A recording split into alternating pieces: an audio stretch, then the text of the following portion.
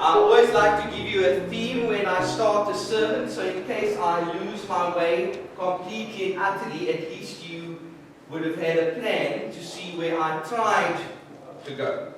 So here's the plan for today.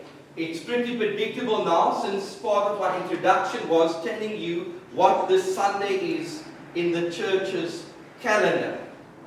I want to talk about a different kind of king. I'm not sure who the Pope was. It could have been John Paul II, perhaps before him John the 23rd or whoever. But the Holy Father felt that the church's liturgical calendar ended a bit boringly and unanimatedly. So he thought that before there is Advent 1, which begins the church's liturgical year, that the year needed to end on some kind of high point, some kind of climax. And he thought that perhaps this is exactly the time where the whole church across the world must have a Christ the King Sunday, acknowledging Jesus, the Son of the Most High, as the sovereign over all of creation. Not least also the King of our lives, the one we seek to follow, obey, and love. And so today we end the church's liturgical year with Christ the King Sunday. I thought I'm going to have little bits of pamphlets next week on Advent 1, so that I can just make it clear to you what to expect. There's going to be Advent and then Christmas from here on, and then we're going to move into Christmas time, and then there's that funny festival, the name of Epiphany. And then of course we will begin the journey towards Easter in middle February. After Easter there will be the journey towards Ascension and Pentecost, and then that long space of time known as ordinary time.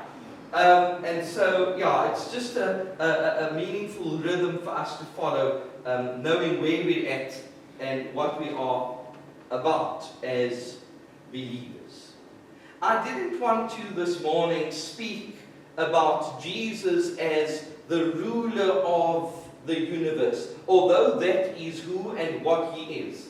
I think I covered that quite comprehensively during Ascension time, when we talked about how Jesus ascended into heaven and how he took his rightful place at the right hand of God.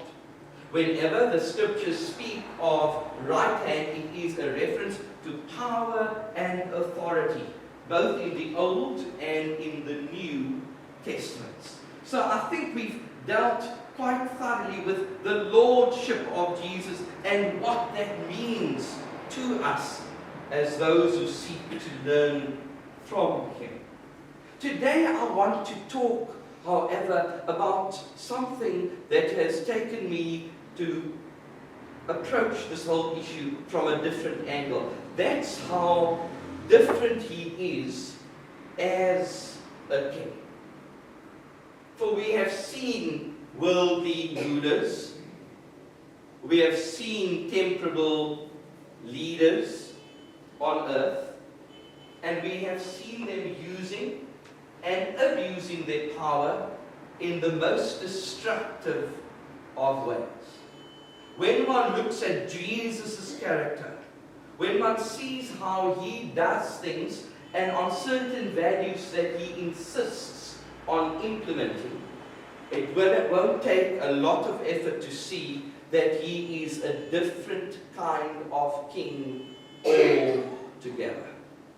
That he's not like the others, obsessed with royal robes and royal power and royal coffers. Prestige means absolutely nothing to Christ. He comes to turn around our economy and the way we see and understand the world. And that is why I want this to be our point of reflection today, a different kind of king. We're going to look at the passage from Scripture written in John's Gospel. I suppose this reading summarizes exactly the kind of king Jesus is. We're going to look at the passage as it is in the NIV Bible. This is where Jesus is being tried just before his crucifixion. Remember how he was sent from one person to the other to investigate him, to examine him, to interrogate him. Here he appears before Pilate, and Pilate is completely bewildered by this person he's seeing in front of him, not quite sure whether he should go left or right. Pilate asks Jesus some fetching questions, and here we have them recorded. Pilate then went back inside the palace, summoned Jesus, and asked him, "Are you the king of the Jews?" "Is that your own idea?" Jesus asked. "Or did others talk to you about me?" "Am I a Jew?" Pilate replied. "Your own people and chief priests handed you over to me. What is it you have done?" Jesus then replied, "My kingdom is not of this world." I tingle all over when I read those words. My kingdom, Jesus now declares, is not of this world. If it were, my servants would fight to prevent my arrest by the Jewish leaders. But now my kingdom is from a different place altogether. Even after 3 years of Jesus having ministered to the crowds, even after 3 long, drawn-out, eventful, dramatic years, there were many in society, including Pilate clearly, who did not understand what Jesus had been trying to do all along. For me, it's the tragedy of all tragedies that we see even his disciples, those nearest and dearest to him, not being able to make perfect sense of what Jesus was introducing. Even after the resurrection, what looks like days or perhaps even hours before the ascension, we have it rewritten in Acts chapter 1, where the disciples want to know from Jesus whether the time had come for him to restore the kingdom of Israel. Jesus must have felt very disappointed and very baffled by their confusion. For if they didn't understand, who would? Maybe the poor, maybe the marginalized, maybe the vulnerable in the community that Jesus tried so hard to defend. There is an enormous difference between how worldly rulers use their power and authority and in what we see Jesus does and advocates. Can we for one moment forget what Jesus gets up to in John chapter 13? It is a stunt second to none, and we still ooh and ah at it after all these years. For there Jesus does the unexpected, the unthinkable, which is to grab a basin, to fill it with water, to ask the host for a towel, and then go onto his haunches to wash the feet of those who he had called as his inner circle.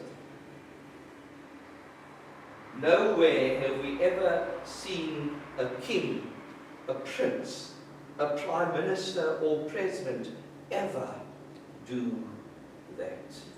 So Jesus' kingdom is of another world after all. And I think it is more than safe to conclude that he is a different kind of king. Today I want to highlight 3 of the most valuable things that I have seen in Jesus' kingship that stand out for me. Things that have not only provoked my thoughts, but things that have made me fall in love with him all the more. things that have made him the only one I want to pay my allegiance to. The only one I want to love more than life itself. What do we see so different in the kingship of Jesus compared to the fallible, flawed humans on this planet? The first thing that really stands out for me when it comes to the kingship of Jesus is that he so persistently advocates love. He says that this is the very foundation on which the kingdom he's beckoning in is built. It is a non-compromisable issue for him. It's something that he just never was and is willing to negotiate. I always think of that well-known quote by Martin Luther King Jr., who famously said, "We need to discover the power of love. We need to discover its redemptive power. And then we will make of this old world a brand new world.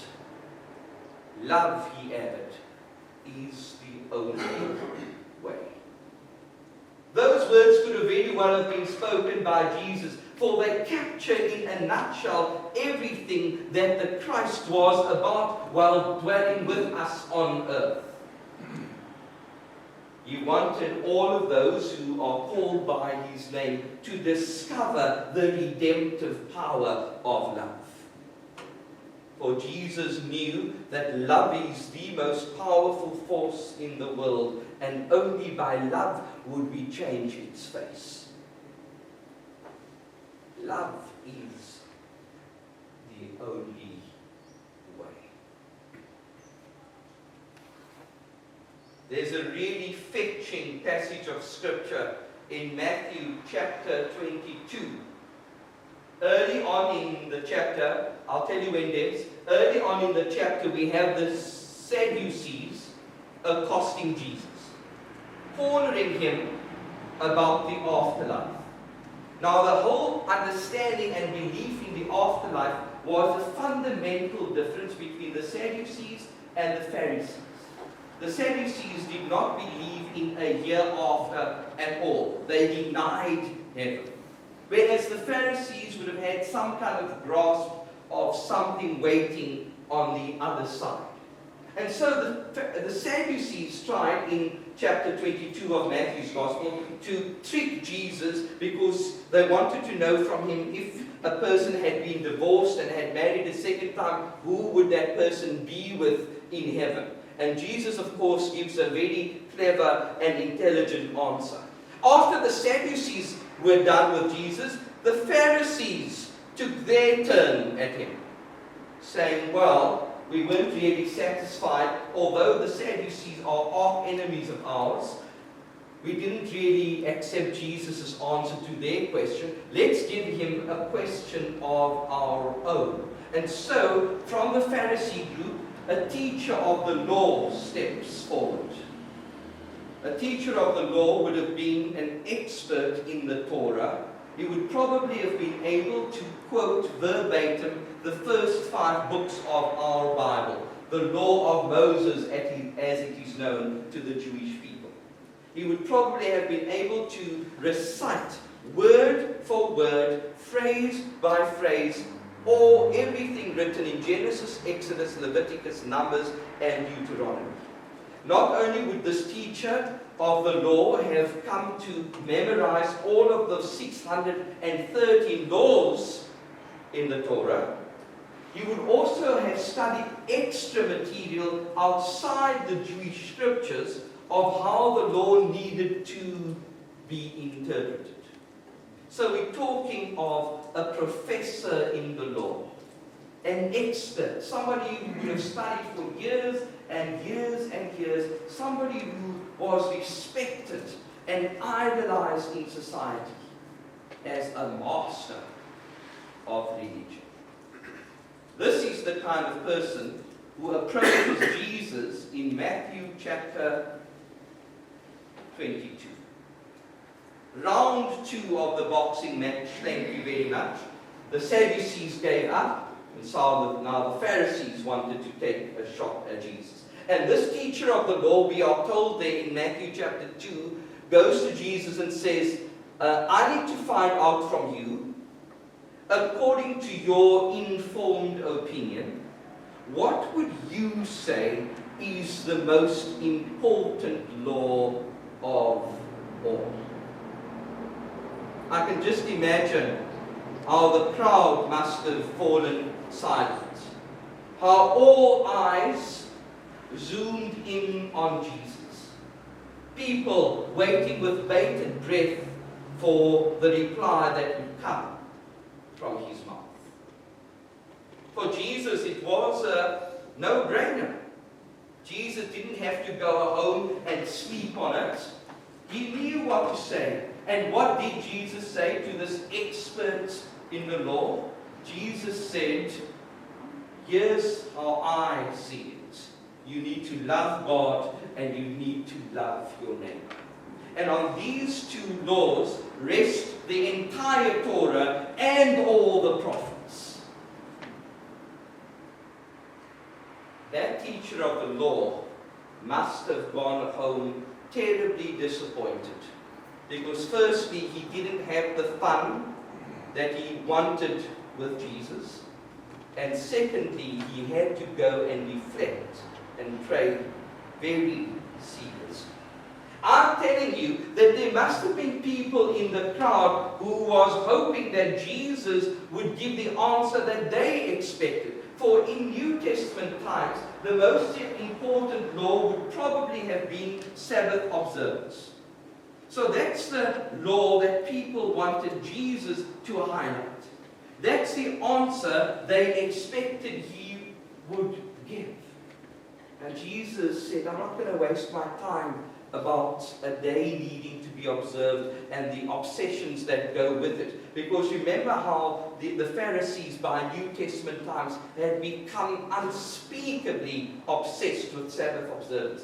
Jesus said, I don't have time for this. You can rest all you want on the seventh day, but here I'm telling you what matters most to God. That is loving Him and loving each other. And so when we talk about the differentness of Jesus' kingship, we have no other place where we could possibly start but His message of love. His insistence that if we want to alter the wicked ways of the world, then our basis will have to be unconditional and generous love. And this love, of course, He lives out very extravagantly on the cross of Calvary. I often quote from the front here from John's Gospel, and I often tell you that the very profound chapters of John's Gospel would be John 12, 13, 14, 15, and 16, because those are the discourses in which we find Jesus teaching His followers just before His death. And so what Jesus says there matters greatly and should matter greatly even to us 2,000 years later. As part of Jesus preparing His disciples for His departure, Jesus says in John 13 verses 34 to 35, I'm giving you a new commandment, and that is that you love one another. I'm not sure how many kings throughout history have said this to their subjects. When Jesus says, I give you a new commandment, Jesus is saying to the disciples, I don't particularly want you to ignore the 10 that was given to Moses on Mount Sinai, but I want you to add this one.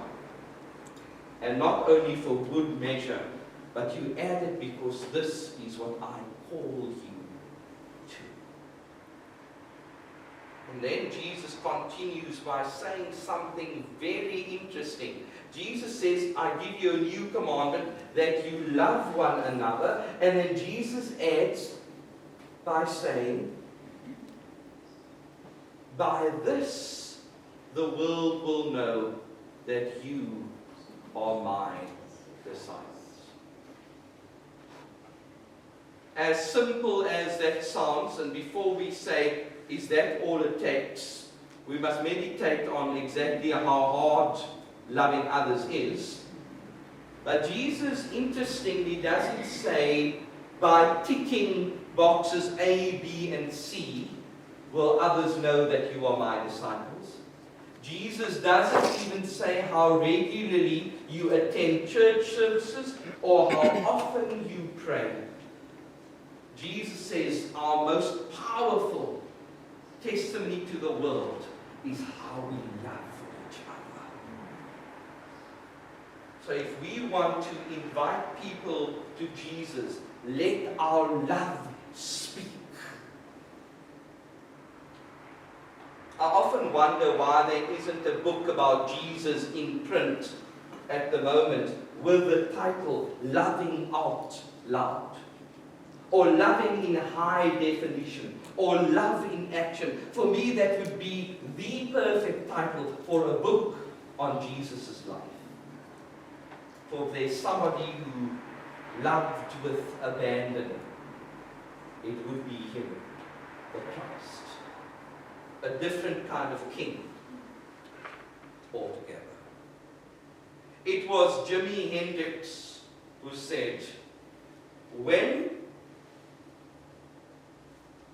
the power of love overcomes the love of power, this world will know peace. That's everything that Jesus stood for. Dare I say, that's everything he died for. The second thing I think we need to pay a little bit of attention to when it comes to Jesus being such a different kind of king, not only does he advocate love, he also promotes justice. And this is, of course, a very sensitive one in this unjust, unfair, unequal world in which we live. And so Jesus challenged the systems of his day, and Jesus challenges the systems of our day.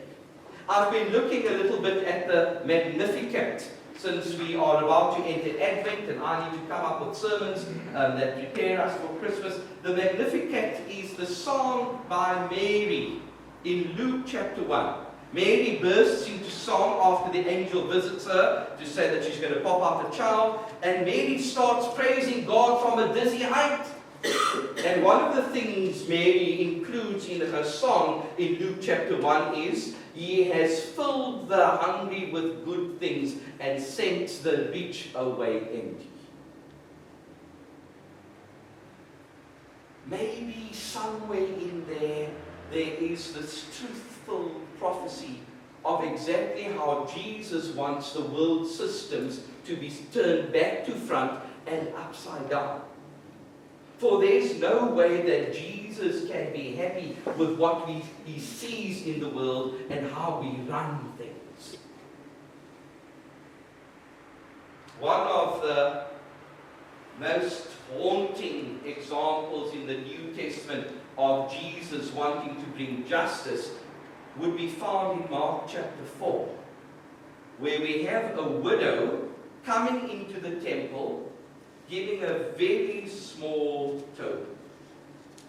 We understand that the coin she put in the coffer was worth a 16th of a penny. So it was a tiny, tiny, tiny contribution towards God's work. Jesus, of course, witnesses this, and Jesus decides to then and there make a statement. For the powerful and the religious were all there to observe this whole thing going on, and they frowned. That's putting it lightly, I suppose, but they frowned on this woman's contribution, wanting to judge her and to condemn her for the risk she took to even bother coming to the temple with that small amount. And then Jesus says, you know what? This woman actually put in more than all of you put together.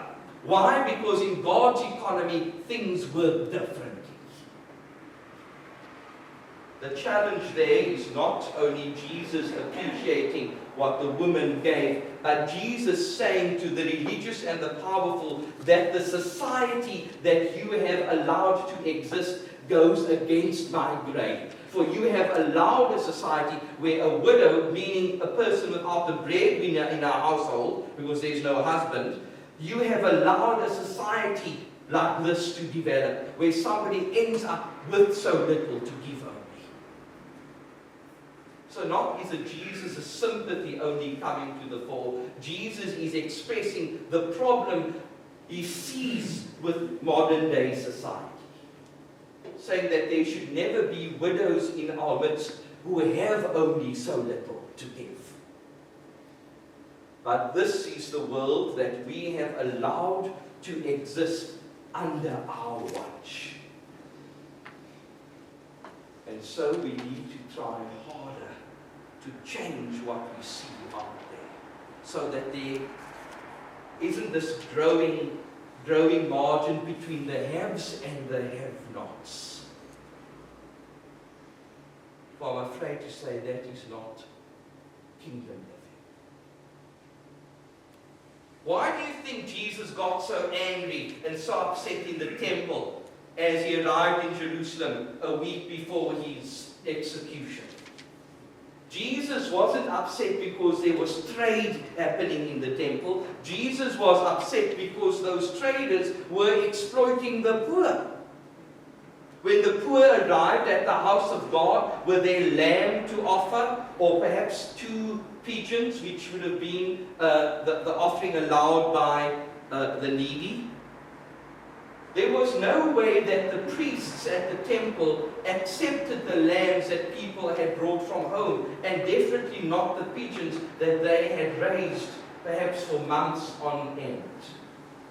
Jesus saw the priests forcing the poor having to buy products that come from the temple.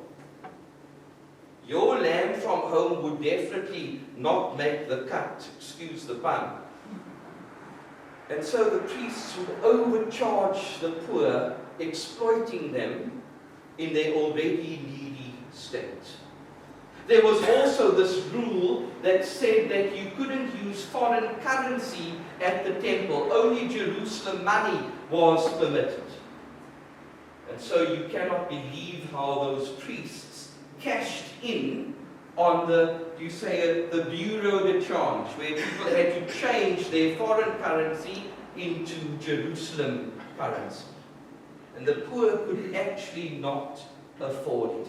That is why Jesus lost his temper. And that is why Jesus chased out the dove sellers. And that is why Jesus overturned the temples. Not because there was money changing hands in the house of prayer, but because the poor were being exploited and abused. And so there is a lesson to learn for us, God's people. For too many times when we see the poor suffer the injustices of our society, we turn a blind eye. And I don't think that's what Jesus would want.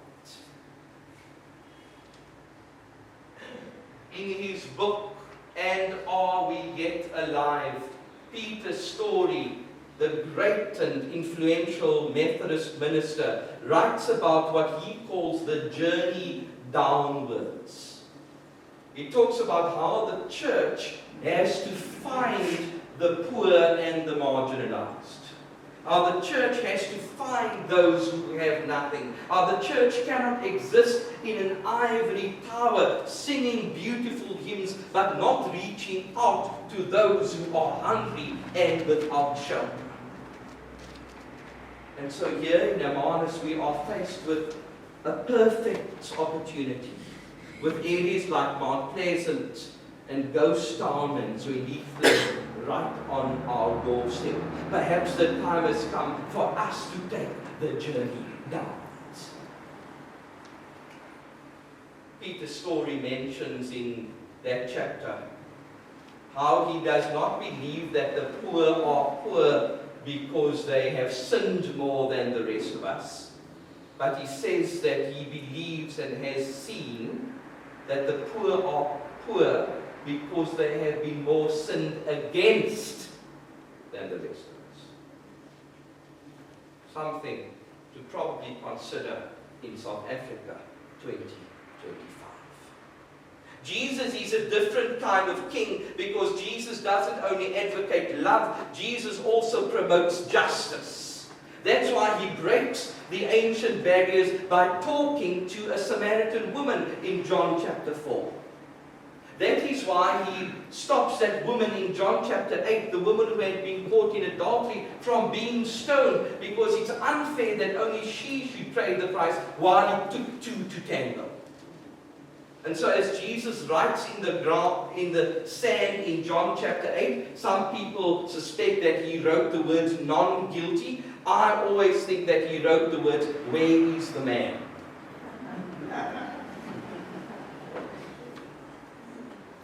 Jesus does these subtle things to introduce a more just and fair society. And if you and I do the ostrich thing of putting our heads in the sand, ignoring what we see out there, then perhaps we shouldn't bear the name Christian. I'm pretty sure that as the Gospels tell us that Jesus went from town to town and village to village to preach the Gospel, I have a very deep feeling that he probably referred to Amos, the prophet in the New Testament, often as he went around proclaiming the Gospel. Because what does Amos say in chapter 5? Let justice roll like rivers. So the church has to see it as its prophetic job to challenge the unjust systems that prevail in the world. And by so doing, renew the face of our countries and communities. Let this be what motivates us this Advent. Let justice flow like rivers. The last thing that I want to mention when it comes to Jesus being a different kind of king would probably be this. Jesus, the king, wants to be with us. Last year when I did my European trip, I was always taken aback by how removed the castles and palaces and bishops' residences were from the normal part of town. They were unapproachable, inaccessible. No one could get to them, and they could get to no one. They remained in their convenient, sanitized residences, while society often would be falling apart. Jesus is a different kind of king, for we find in the scriptures lots and lots of evidence of him wanting to be with us. In one of those profound chapters, chapter 14 of John's Gospel, we have it where Jesus says to his disciples, I don't want anybody to stress. I can see that the thought of me leaving you is throwing you and knocking you sideways, but I don't want us to make this a big deal, because you know what? I will be coming back. The only reason why I'm leaving in the first place is to go and get a place ready for you. And once that place is ready, I will return to fetch you, because you are my very own.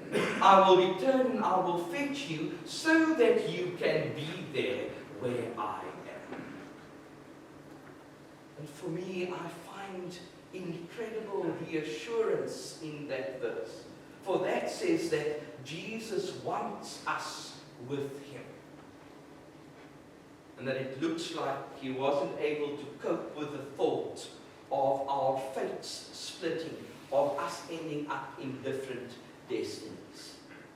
Jesus couldn't bear the thought of being in heaven all by himself, while all of us remained damned and dead.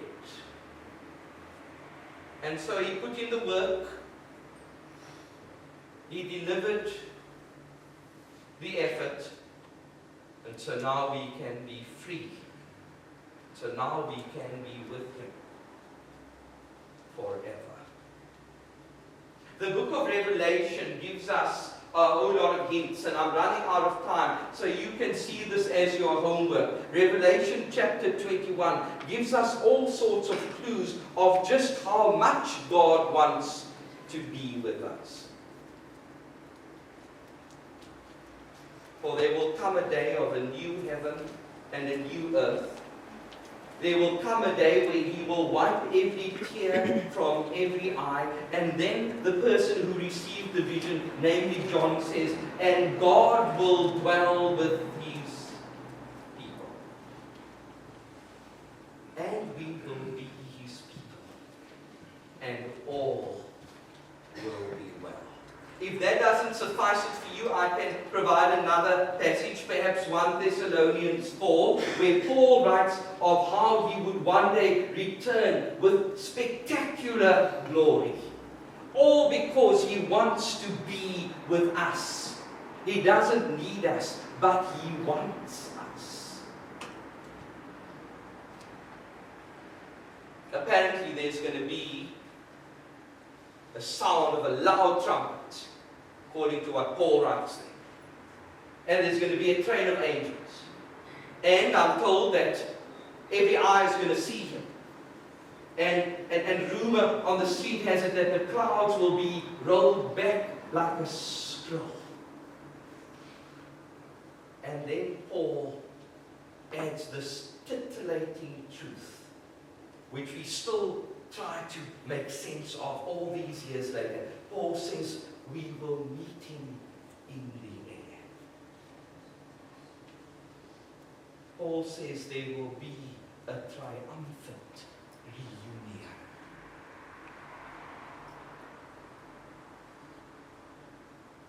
Christ is the King who actually wants to be with us. He doesn't want to be aloof from or distant from these subjects.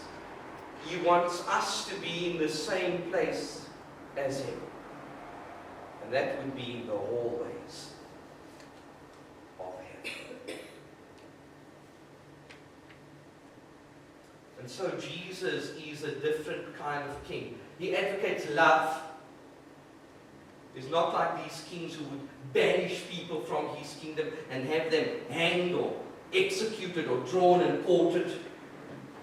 Love is key. And justice is priority.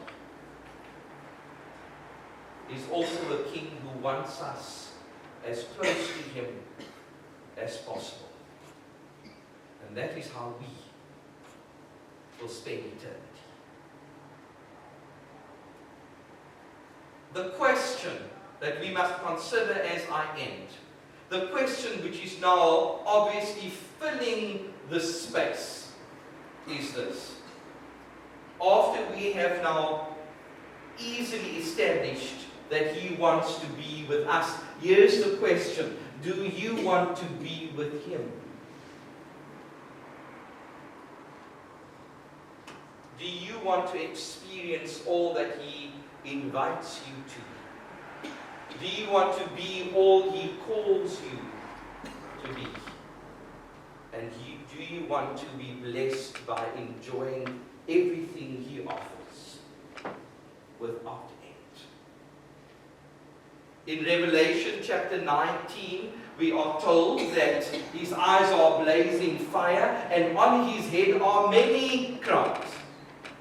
And then later in that same chapter, we have him carrying this title, King of Kings and Lord of Lords. I wish you all a happy Christ the King Sunday. One day he will return, and he will fetch us so that we can be there where he is. And we will see him on his dazzling throne, and we will sing songs of victory forever.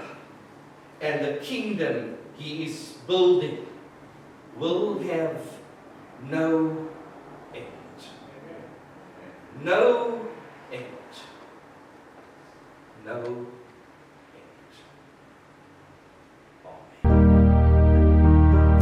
Dear Lord and Father of mankind, forgive our foolish ways. Reclothe us in our rightful mind. In purer lives thy service find. In deeper reverence praise. In deeper reverence praise. In simple trust like theirs who heard beside the Syrian sea the gracious calling of the Lord, let us like them without a word rise up and follow thee. Rise up and follow thee. O Sabbath rest by Galilee, O calm of hills above, when Jesus knelt to share with thee the silence of eternity, interpreted by love, interpreted by love. Drop thy still dews of quietness till all our striving cease. Take from our souls the strain and stress, and let our ordered lives confess the beauty of thy peace, the beauty of thy peace. Breathe through the heats of